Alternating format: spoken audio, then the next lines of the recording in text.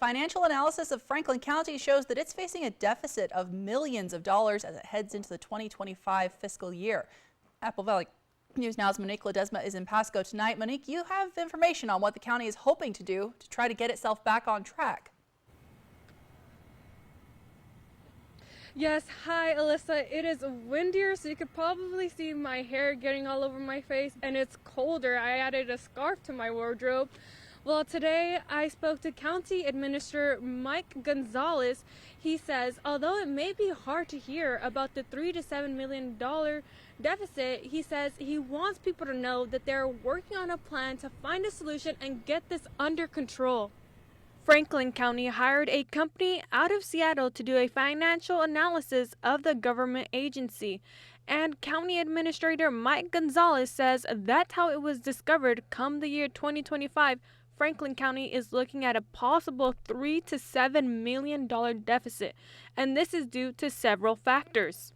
The cost of doing business has just skyrocketed, and the rate that we can take in taxes and generate revenue is not keeping pace with that. And then when you factor in the cost of health insurance, the cost of fuel for our trucks, for public works, the cost of fuel for our deputies, what it costs to provide health insurance, all these type of factors have sort of, the rubber has met the road, and now here we are, and we've really got to figure out what we've got to do next to make ourselves whole. But when it comes to figuring out how to make themselves whole, Gonzalez says the last thing he wants to do is make taxpayers foot the bill, but he also didn't rule it out. We don't want to raise taxes, so at this point, we don't plan to do a levy lid lift or ask the voters to be taxed more. He says there are other things he wants the county to consider first. We own properties throughout the county. Obviously, you'd want to sell the ones that are more coveted.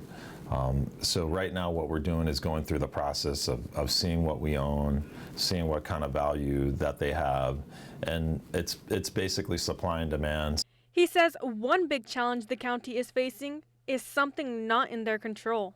Unfunded mandates from the state are something that really hit us hard. So basically all an unfunded mandate is a rule from the state that says you have to do this.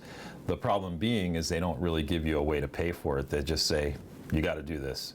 Despite the work ahead of him, Gonzalez says he is glad they did the analysis because it gives him a roadmap on where to guide the county. It really was the first time we looked at ourselves, and we looked at some of the fundamentals that we're doing and how we're working. We recognized that we didn't have we had 2 financial policies.